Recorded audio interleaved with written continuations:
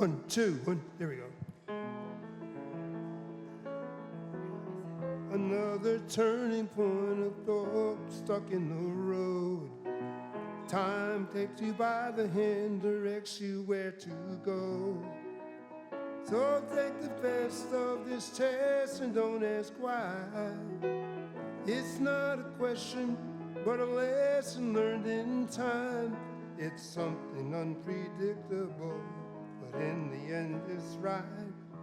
I hope you had the time of your life.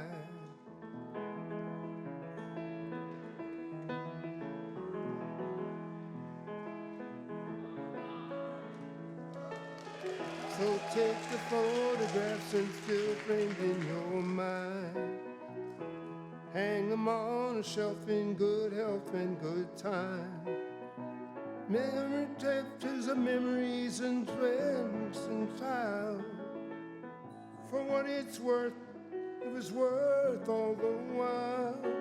It's something unpredictable, but in the end it's right. I hope you have the time of your life.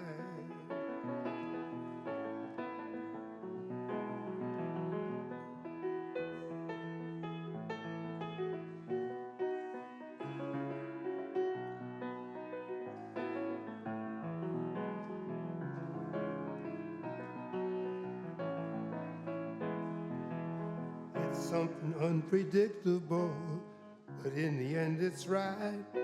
I hope you have the time of your life.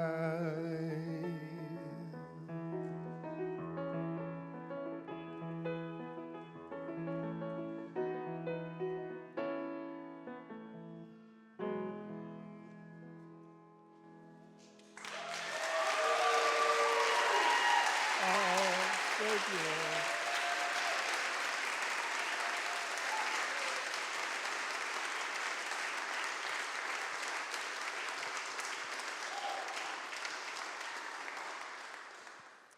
Such a pleasure to have Gordon Kent back with us on piano and vocals.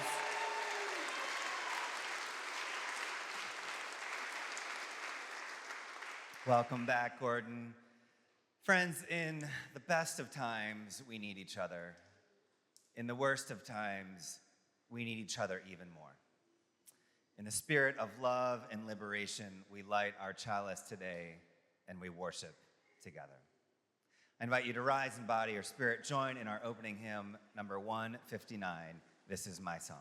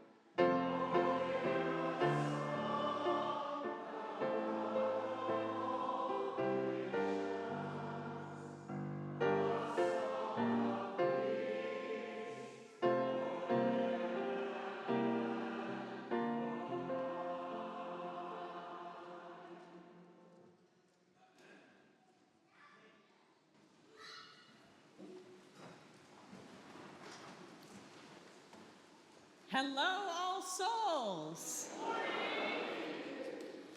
It is good to be together today. My name is Sharon Niss. I use she, her pronouns, and I will serve as your worship associate today. Welcome to All Souls Church Unitarian. Whether you're returning today from a time away, you're a first-time visitor, came because you heard Gordon Kent would be on the keys,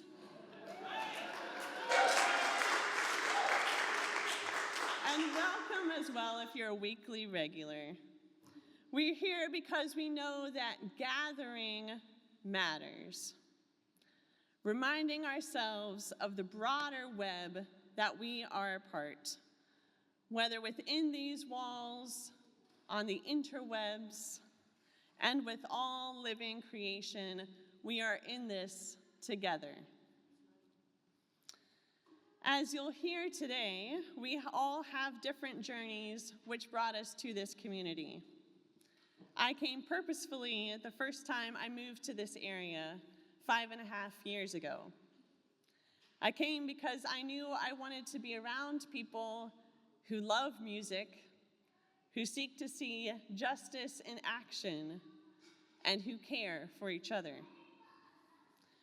Whatever brought you through these doors or the virtual screen today, I hope each of you find nourishment and support for your journey here today. If you are looking for the order of service, it is often found online. We are aware that the website is down and the server is having some challenges. It is actively being worked on. So I invite you instead today to enter into a time of curiosity and discovery for the service before you. There will be some cues on the signs, and you can know that there will be music, there will be moments of reflection, and you will hear from 4 wonderful members of All Souls about their journey and connections to this community. I invite you to turn your attention to what you do have in your hands, which is the connection card. It is also posted in the chat for those of you online. Each week it offers opportunities for you to connect to this community, find out what's going on, and also to let us know how you're doing. The cards are read and responded to, and this helps us make communicating with you easier. We particularly invite visitors to fill out your information on the card, including your mailing address so that we can send you a gift. And do bring your card to the welcome table in Pierce Hall after the service during our coffee hour for additional greeting and gift. We're very happy that you've joined us here today. In this time of occupation in DC, in Gaza, and other communities under oppressive rule, we pause to remember that the land we're on today has been occupied without consent for 400 years. Its government has perpetrated occupation before, and we recommit ourselves to liberation for all.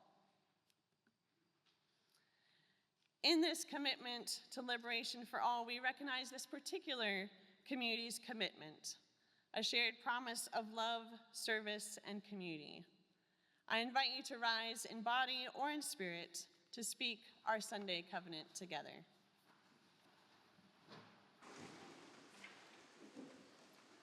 Love is the spirit of our people, and service is our call. To build the beloved community, to seek fuller truths in love, to dwell together in peace, to offer aid and affirmation, and to tend to our mutual well-being. This is our covenant. I invite you to remain standing or to greet those around you, whether online or in person, in our time of greeting.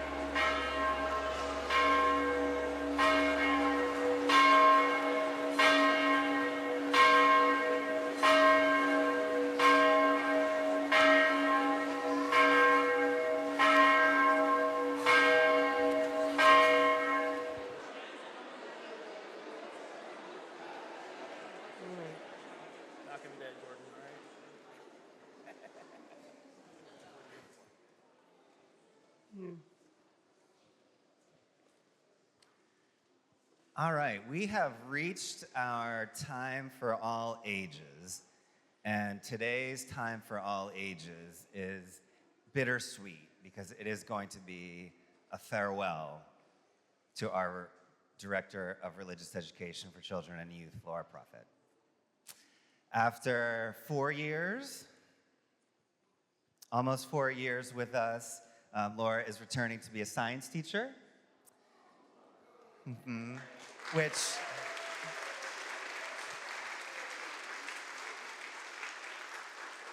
if you know anything about Laura, you know that this is a great fit.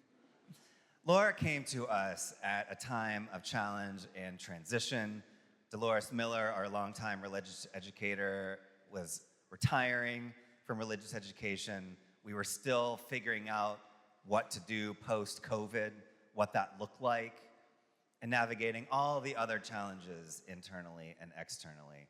And Laura came in and, as is for better or for worse, the All Souls way, hit the ground running. And I think folks who are in the religious education program know this, but others may not know just how much legwork is involved in religious education. Like literally legs, like actually moving around, carrying stuff, shuffling stuff back and forth. And so we are here to say thank you to Laura for almost 4 years of all that legwork, brain work, heart work, and soul work. So can we give Laura a round of applause?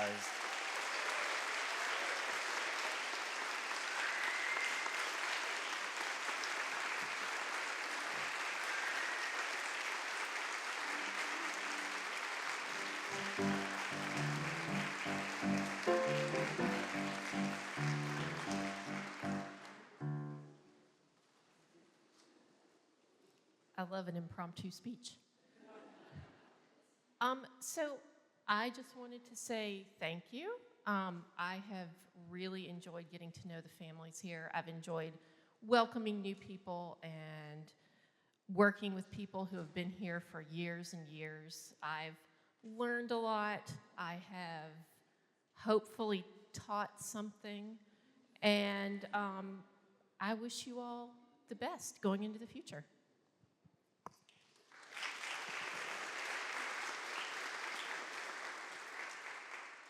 And as folks know, we have a tradition of doing a flower communion, and that is a very particular ritual. And we're going to do a kind of modified flower communion today. Thank you for joining me up here. I didn't even invite you, and you're already here, which is perfect. You're exactly where you should be. And so what I'm going to ask is that we're going to give Laura a vase. And we are going to fill her vase with beautiful flowers as a sign of thank you. So kids here, if I could invite you to stand up, grab a flower from Ebony, and then you can put the flower in the vase for Miss Laura and say thank you.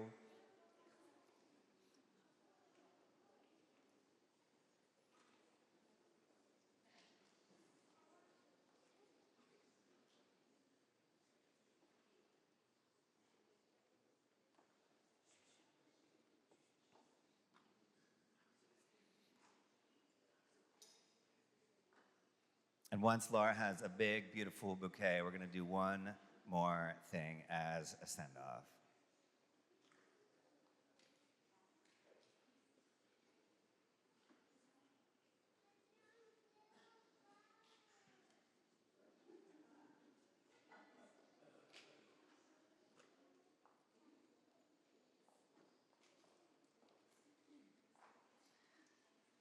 So in the Unitarian Universalist tradition, we take a very expansive view of prayer. That prayer can mean many things. It can be praying to a higher power. It can also be just naming things that are important to us. And it can also just be putting energy out, sending energy out in a particular direction. And so what we're going to do here is we're going to close by sending energy to Laura on her journey. And it's equal parts gratitude, saying thank you, and good luck. All right, so I want you to think about those things right now. think about thank you and good luck. Thank you and good luck, all right? Do you have that? Are you filled with the spirit of thank you and good luck? All right, so now we're gonna send that thank you and good luck energy to Miss Laura on 3. And you're actually gonna reach out with your hand and think about pushing all that thank you and good luck energy towards her, all right? On 3. 1, 2, 3. Eee! Thank you and good luck. Say it with me. Thank you and good luck. Thank you for all you have done, and good luck in all you will do.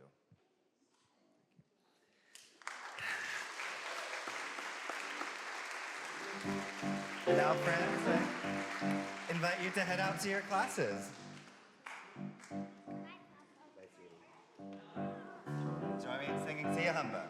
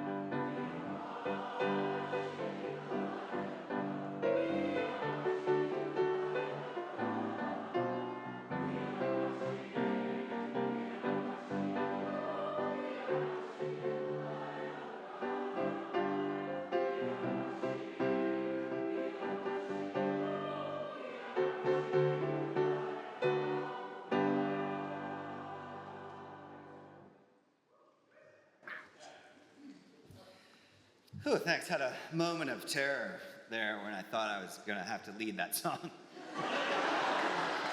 It's not good for anyone, but I would have done it. I am Reverend Ron Keithan. I use he, him pronouns, have the honor of serving as one of your ministers. Today's service is a special one. It is one that Reverend Anastasia did at other congregations, and we're bringing it here, and I hope it will become an annual tradition. Rather than a single voice or sermon, you're going to hear from 4 congregants with very different tenures of membership. Allison Blakely, who has been a member for more than 50 years.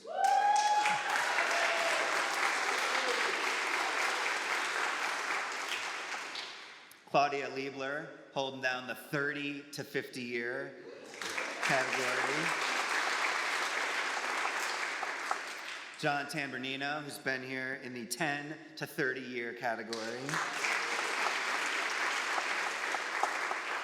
And Sabrina Minhas, who has been a member of almost 1 year.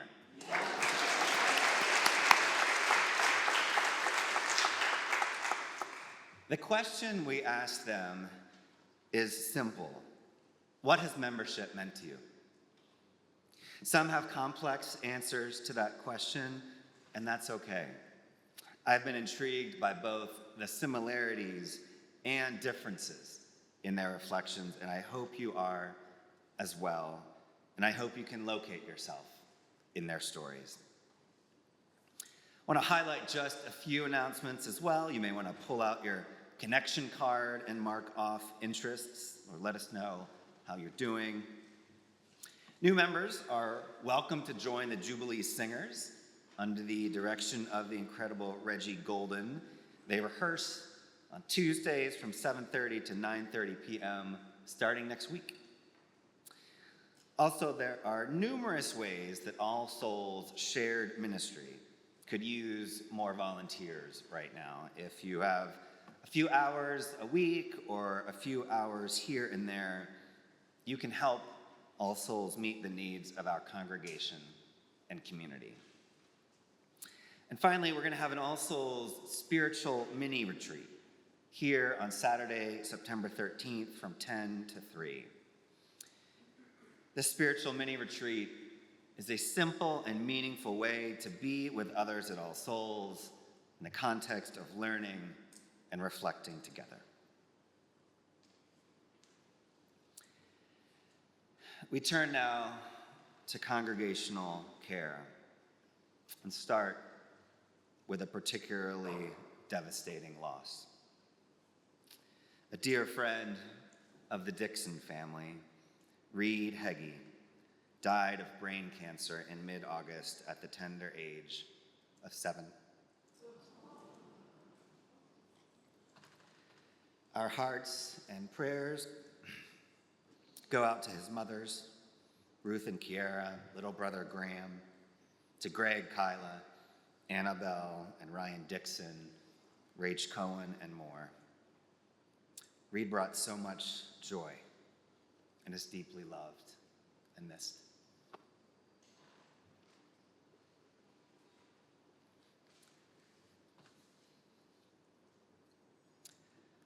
We send prayers of healing and recovery to Bob Wittig, who had surgery on his arm on August 21st.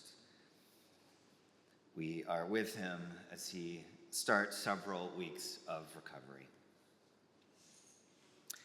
And last, a great joy to share. Ava, daughter of Janice View and Colin Danville, recently gave birth to baby Dawn Amiri Gomez. We rejoice with them, great-grandmother Virginia, and the rest of their family as they welcome this new addition. In the silence that follows, I invite you to type into the chat or speak aloud the names you carry on your heart this day.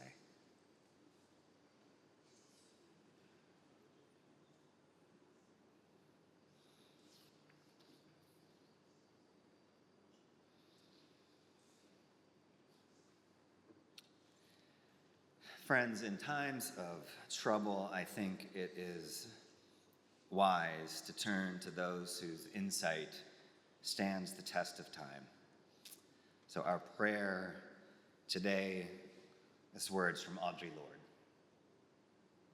She writes, "History is not kind to us. We restitch it with living past memory, forward into desire, into the panic, articulation of want without having or even the promise of getting. And I dream of our coming together, encircled, driven, not only by love, but by lust for a working tomorrow. The flights of this journey, mapless, uncertain, and necessary as water." Amen.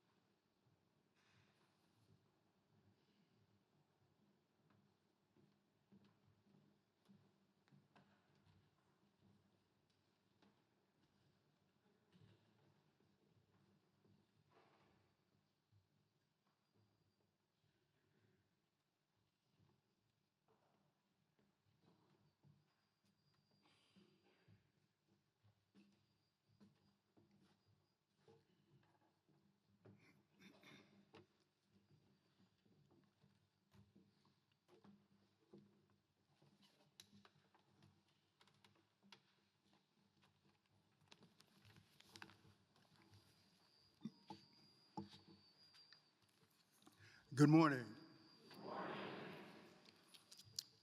I'm Allison Blakely.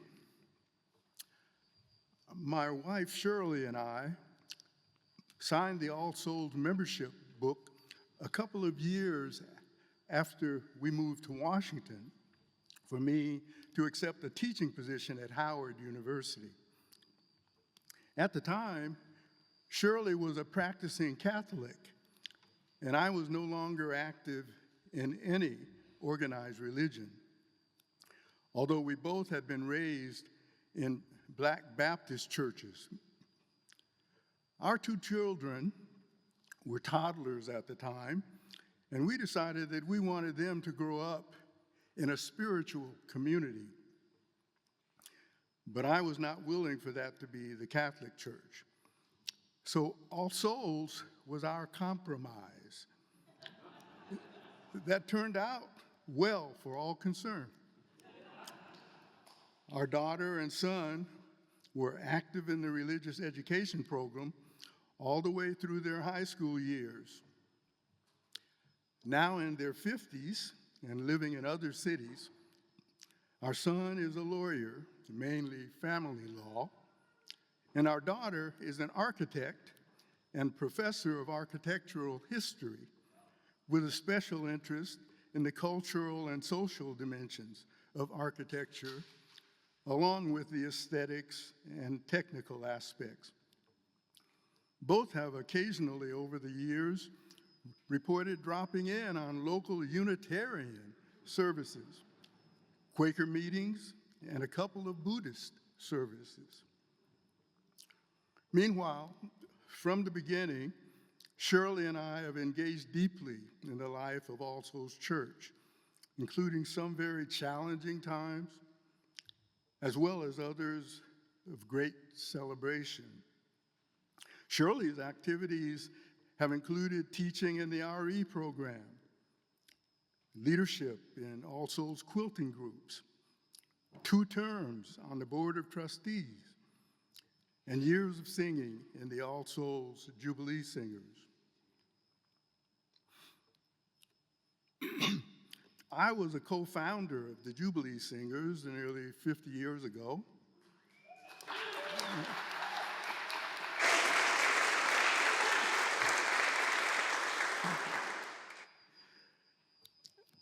And I sang in the All Souls Choir for 8 years as well.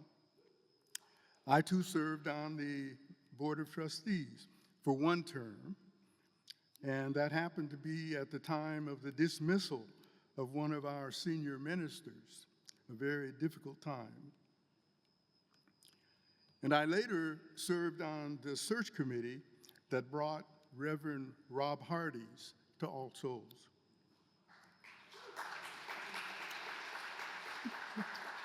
To explain why we've stayed so long in this community, I would like to share a bit of background on my personal spiritual journey, which began in rural Alabama, where the sharecropper family I was born into practiced what is called hard shell or primitive Baptist faith. Now, when I was a child, my mother told me that its fundamentalist beliefs included a conviction that to be truly saved, one has to, quote, cross hell on a spider web. Well, I didn't understand what that meant either. But I immediately assumed it was less sophisticated than what the dominant white churches professed, and as well as the more mainstream urban Black Baptist church that I grew up in after moving up north. It was only after settling into the Unitarian denomination here that I was surprised to learn that our hardshell Baptist creed turns out to be a Southern spinoff from the evangelical movement inspired by the famous 18th century Massachusetts theologian Jonathan Edwards. His most famous sermon is entitled "Sinners in the hands of an angry God. In that sermon, he praises God's mercy by stating, "Your own care and prudence and best contrivance and all your righteousness would have no more influence to uphold you and keep you out of hell than a spider's web would have to stop a falling rock."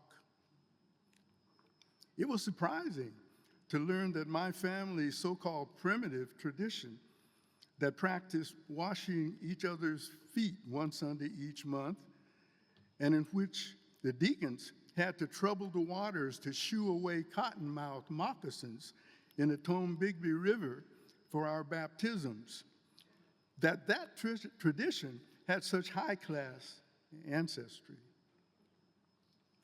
I also gained new respect for the phrase about crossing hell on a spider web, because it accepted Jonathan Edwards' challenge, but with a more proactive twist. My enslaved ancestors in Alabama who joined that religious tradition knew that nobody was coming to save them. And they were asserting a belief that we have within ourselves a capacity for faith so strong that we can sometimes do what seems impossible. I've taken this discovery of religious kinship between the New England Congregationalists and Alabama Hardshell Baptists as just another reminder that beneath the labels society has contrived, there's more that unites us all as human beings than there are differences. The Unitarian offshoot from that same New England Congregationalist tradition, for the most part, rejected its fire and brimstone notions of heaven and hell, replacing those with a fierce commitment to optimizing the quality of life for all on this planet. What has kept me at All Souls for over 50 years is repeatedly encountering other members and groups that share that outlook and a strong belief that we can make a difference toward making this a better world. I believe that some of what this church has achieved during its first 200 years has demonstrated a commitment to that ideal. And I hope in this bicentennial year, we rededicate ourselves to continuing that tradition for another century.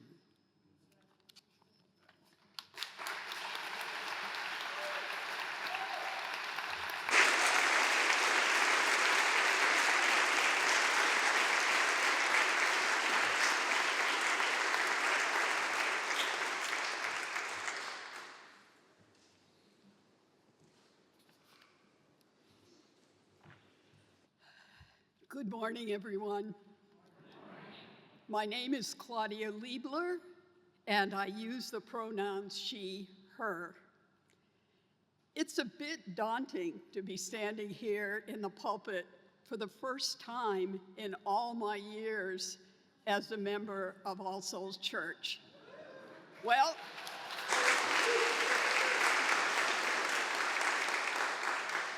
thank you. Here goes. I'm honored today to represent 55 people who have been members of All Souls in the 30 to 50 year range.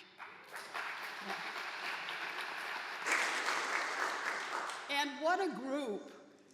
Barbara Corprew, Bill and Chevy Rice, Elizabeth Fox, Janice Yu and family, Peter Montgomery, Erica Landberg, Judith Bauer, and so many others.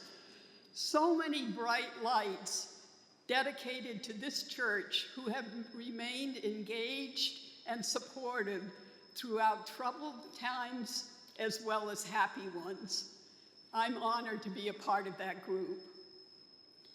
I am a first-generation American, daughter of German refugees who escaped the Hitler regime and emigrated to the States, leaving behind my paternal grandmother who perished in the Holocaust. I grew up in an interfaith family. My dad was Jewish and my mom Protestant. My heritage has had an outsized influence on my life and is one of the reasons I was attracted to All Souls Church, with its reputation for being a leader of social justice activism and struggles for equity and inclusion. After a stint in Turkey with the Peace Corps and several years in New York City working with the Office of Economic Opportunity, I moved to DC to be closer to the international development sector. When I found All Souls, it was David Eaton's church. It took me a while to grow into it. My early involvement was with the choir, first with Marvin Mills and later with John Strang. I haven't sung in the choir for years now. It may be time to re-up if they're willing to have me.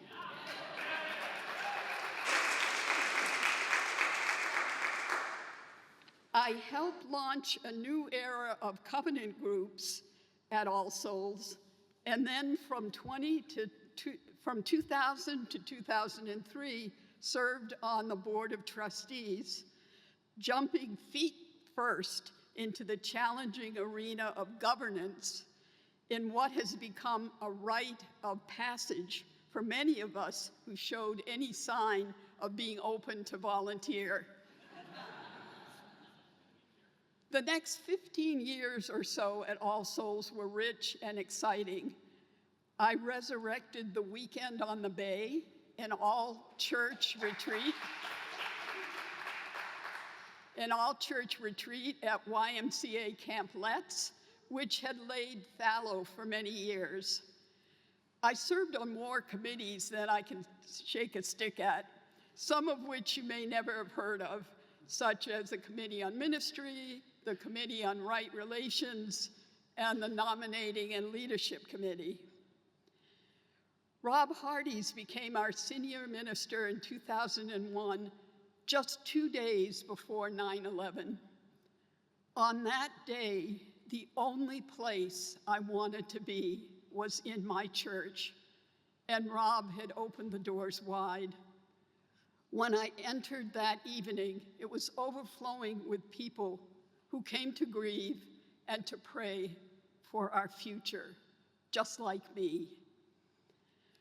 One of my favorite memories of the Rob Hardies years were the pilgrimages, journeys through history for spiritual renewal, personal growth, and global connection. I, along with my dear friend and fellow parishioner, Judy Lieber, who died 2 years ago, co-led with Rob the pilgrimages in Spain on the Camino de Santiago, and in Italy and in France. Those of us lucky enough to participate cherish special memories of connection, of belonging, of spiritual growth, and blisters. These trips fed my soul. A couple of years ago, I took a break from All Souls. My own organization, Root Change, that I co-founded in 2007, seemed like a more productive place to spend my time. The truth is, I was impatient with the slow pace in calling our senior minister. Come on, folks, I grumbled to myself. It's been years since Rob Hardies left. Let's get it together. I became a member of the racial justice team, and a while later, the 8th team, named after the 8th principle of Unitarian Universalism, to dismantle racism and other oppressions in ourselves and in our institutions. And I came to appreciate that we owe it to ourselves and to our future not only to celebrate our success, but also to acknowledge past misconduct and breaches in our behavior as a beloved community on the part of our ministers, our staff, our lay leaders, and ourselves. If we are to design a compelling future, we need to look at our church and ourselves with honesty and compassion. My wish as we struggle with how to live in this new time of unprecedented threat to our democracy and to our principles of equity, inclusion, and justice is that we do not neglect our work here in the church. I hope that we work on identifying and practicing the behaviors and actions that make us a beloved community. We need this now more than ever. I hope that we treat our church as a learning laboratory where we try out new ways of being and doing. I hope that we hold ourselves accountable to the 8th principle, including calling out forms of oppression that go unnoticed and offering healing practice for those harmed. I hope we become a place of comfort and respite for those who are angry, discouraged, and frightened. Thank you, All Souls Church, for helping me become the conscious elder I am today. At 81, attempting to live the life of growth, purpose, service, and spiritual exploration I've always imagined for myself. Come, come, whoever you are. This is our beloved and imperfect church, striving to practice liberation, to practice love, to practice community. May it be so.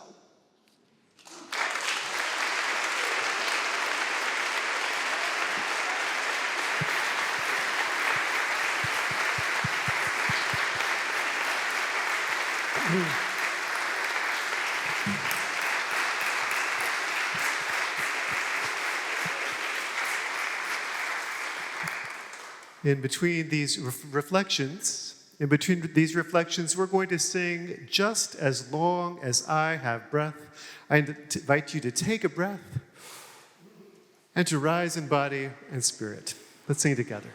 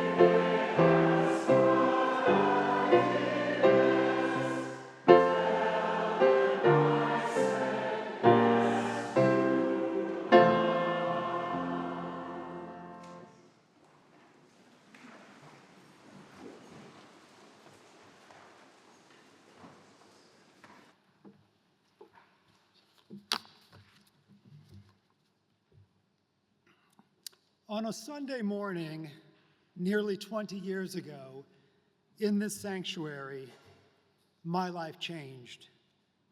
It was the first time I had entered a house of worship with the hope of returning. I was in my late 30s, a lifelong skeptic of organized religion after a thoroughly secular upbringing. My parents had fled conservative Catholicism, only to land in a spiritual desert. As a young man, my substitute for religion was philosophy.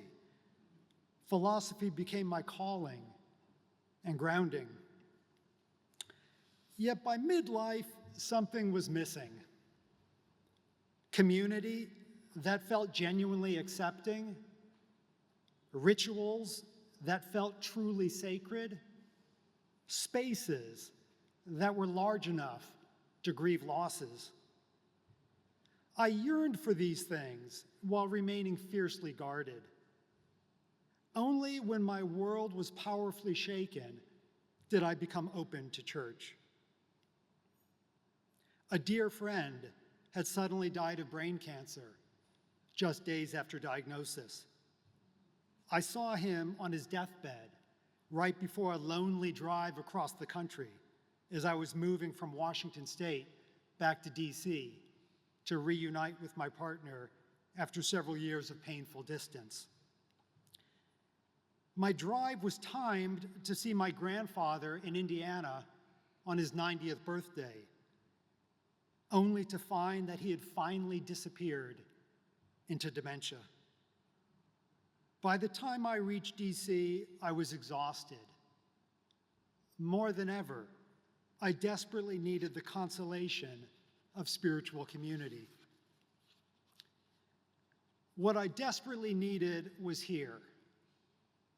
The service was gentle and joyful and simply beautiful. Singing from our hymnal, "What Wondrous Love," I finally broke down and opened up, with my buried sadness bursting forth. Through my tears, I sang, I was sinking down beneath my sorrow's ground. Singing these words in a chorus of kind strangers held me and began to heal me. It opened a new chapter in life and a new way of being. Pretty soon, I was all in, listening to thoughtful sermons and discussing them over communal lunches, having quiet conversations with congregants as we shared our stories, reflecting deeply in study courses and retreats, enjoying celebrations and fellowship, and seeking pastoral care when overwhelmed by crisis. The church became my rock after a series of losses and a devastating divorce crashed like waves upon the shore. And during the many times that I was sinking down into the dark waters of depression. Through all of this, had it not been for the care of this community, I could have drowned.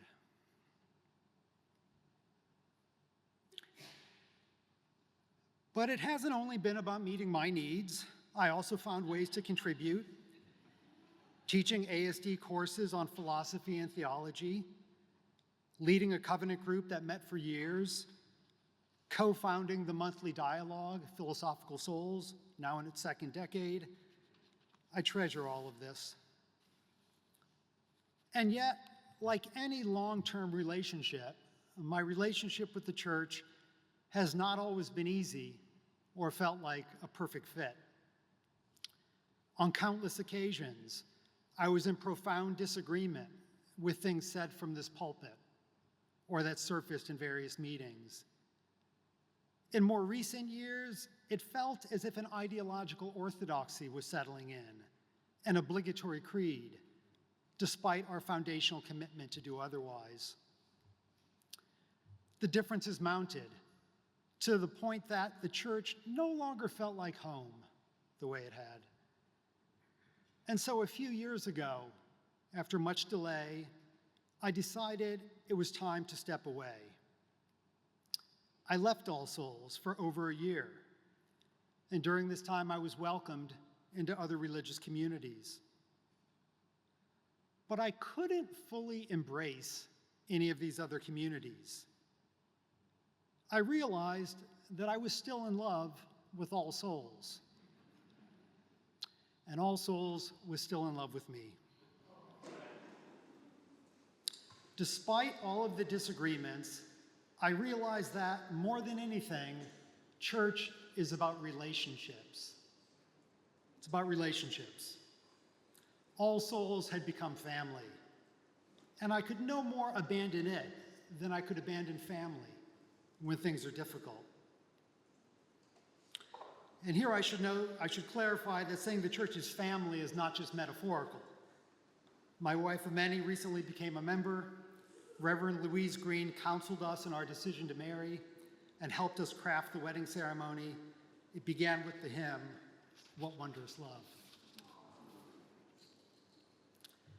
So here I am, after all the changes in the church and in myself over the years, because it's still where I find wondrous love.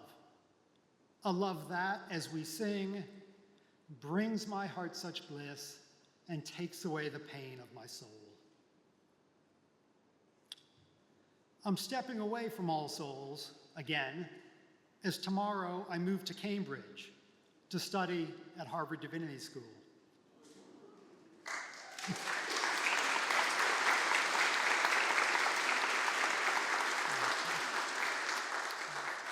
It was not meant to be immodest. I hope to become a hospital chaplain, to minister to strangers grieving losses, just as I was ministered to as a stranger on that first Sunday. Were it not for All Souls, had my life not changed here, not once, but again and again, I would not be on this path. I'm not sure when I'll be back in this sanctuary, but I'm not entirely leaving. I don't think I can ever entirely leave, because All Souls is family. I will always be grateful for this church. Wherever I am, with thanks unto the end, I will sing, with thanks unto the end, I will sing.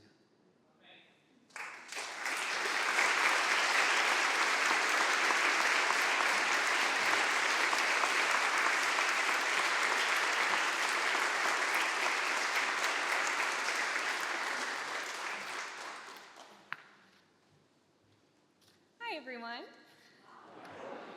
My name is Sabrina, and I've been a member here for almost a year.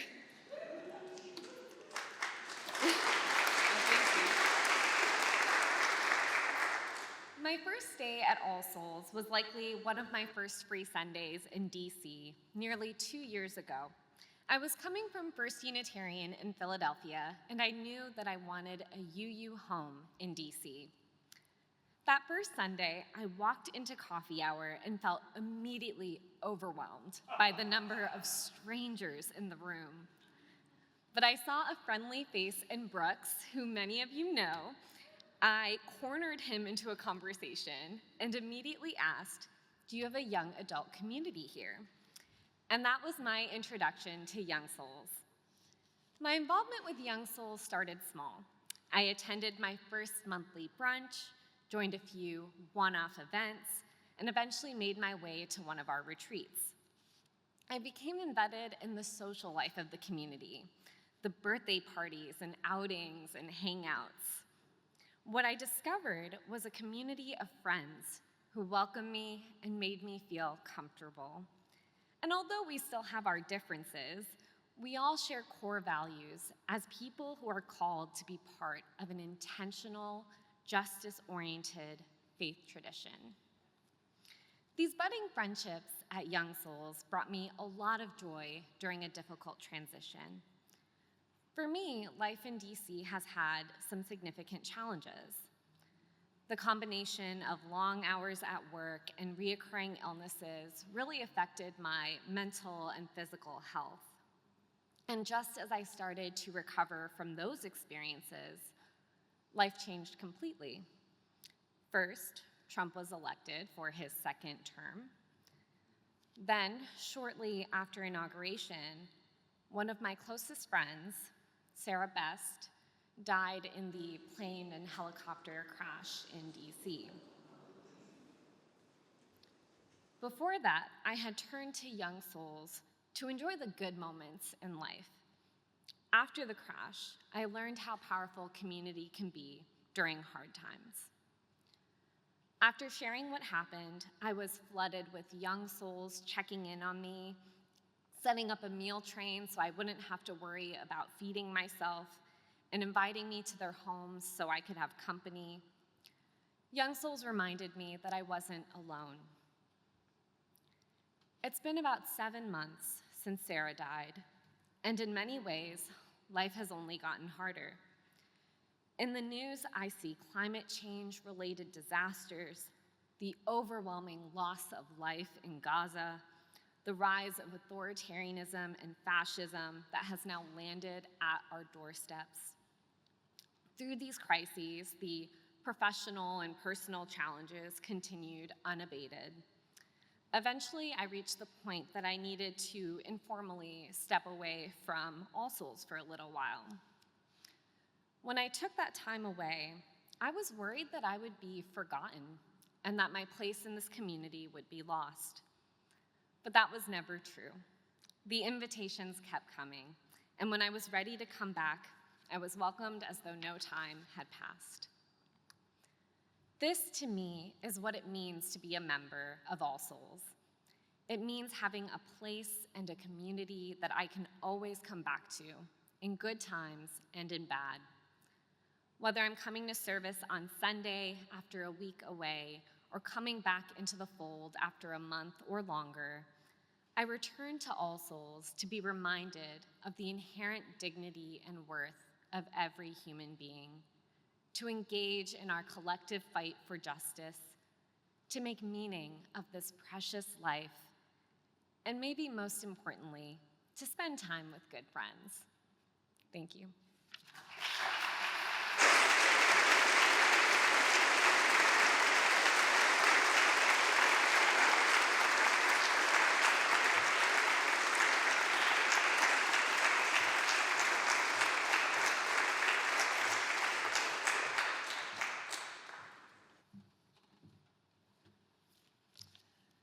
Now it's your turn. We all have our stories, and so we invite you to reflect on what keeps you coming back to All Souls, or perhaps what attracted you today if it's your first time. We invite you to use the connection card to offer your reflections and complete anything else you'd like us to know.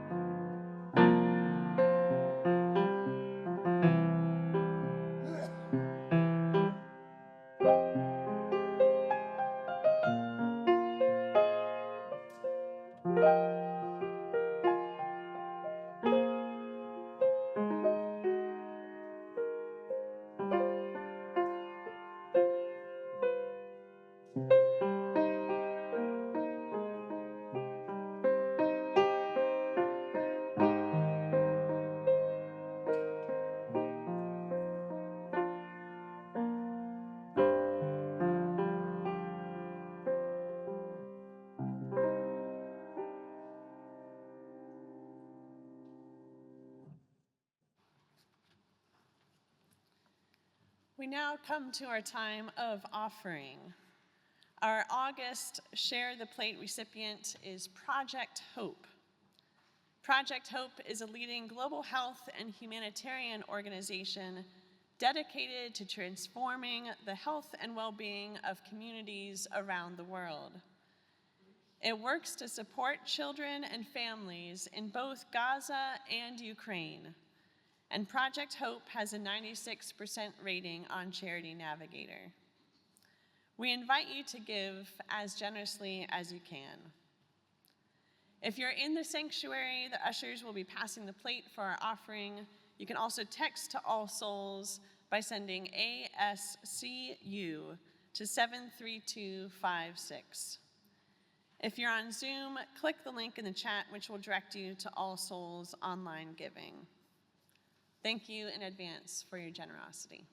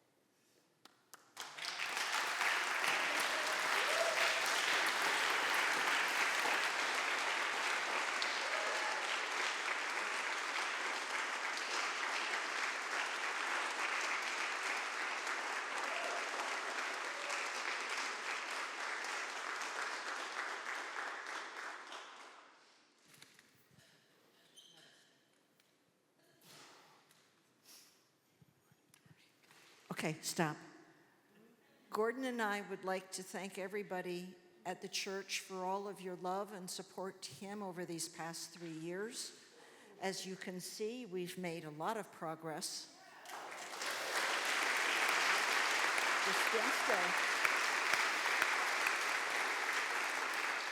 Still have a ways to go, but it wouldn't have been possible if it wasn't for you all, believe me. I mean, you know, it's a big change in life.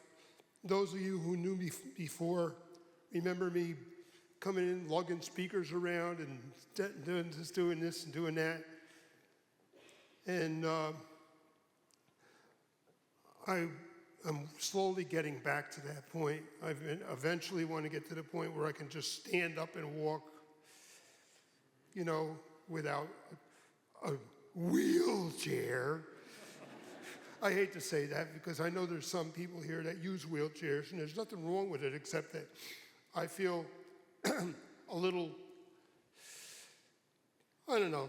It's still been, I'm going through therapy and everything, and it's still hard to get used to the idea of being handicapped. I never considered blindness to be a handicap, so it's not the same thing. But this is wonderful. You guys are great. I couldn't have done this without All Souls, believe me. Thank you all. And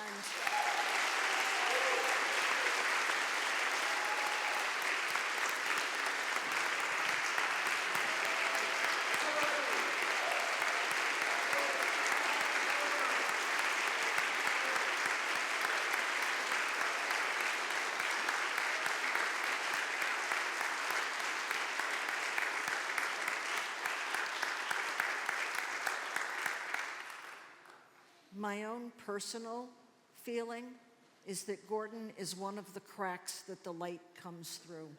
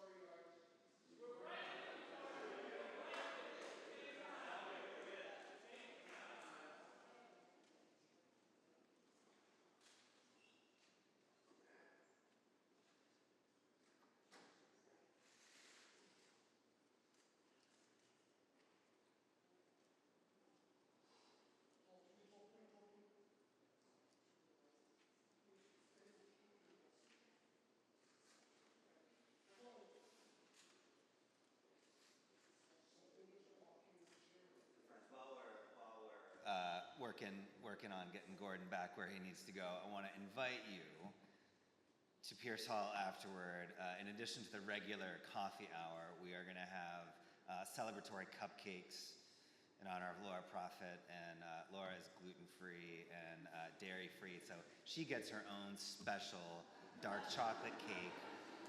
If she may be willing to share some of it. It's very dense. It's one of those things. It's like right between fudge and a cake.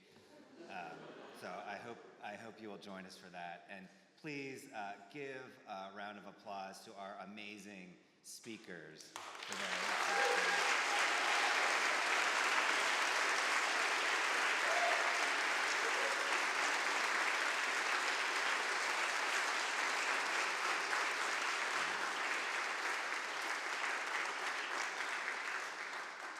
It is no small thing to stand up here and be honest and vulnerable in the way that you all were, and so I deeply appreciate it. And John, we wish you the best as you pursue chaplaincy at Harvard, and you know that you always have a home here. So we look forward to seeing you as much as you come back. You are always welcome.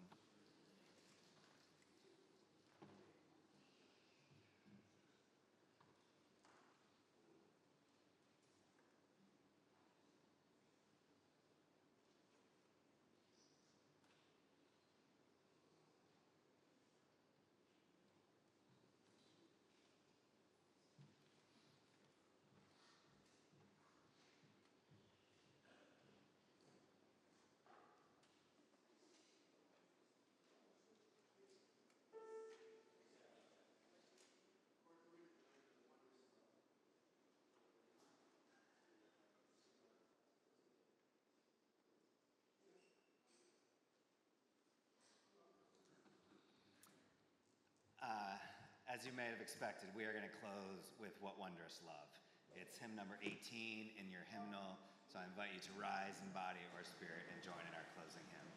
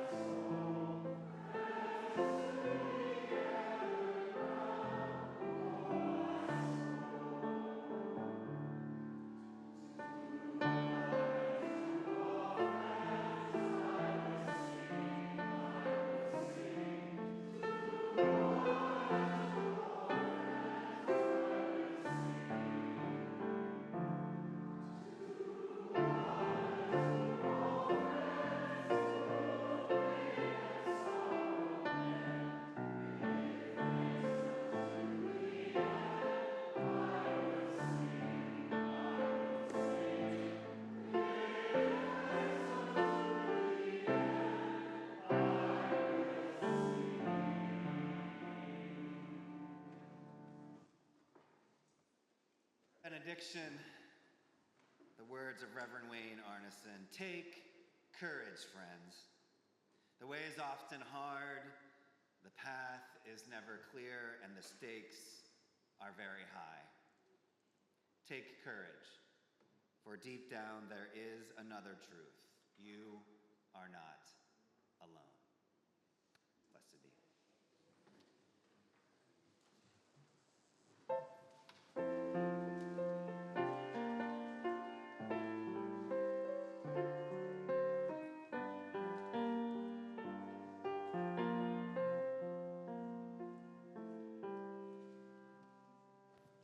I see trees of green, red roses too.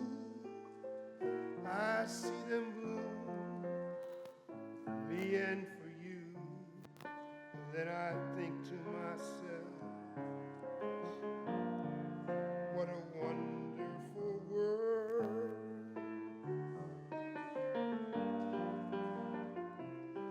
I see skies of blue,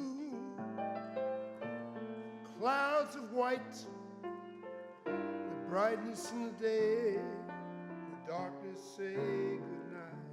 And then I think to myself,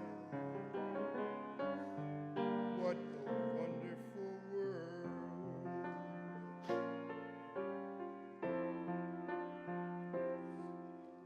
All the colors in the rainbow seem so pretty in the sky. Smiles on the faces of people that go by. I see friends shaking hands. They're saying, how do you do? They're really saying, I love you. I hear babies cry. I watch them grow. They'll learn much more than I'll ever know. Then I think to myself, what a wonderful world.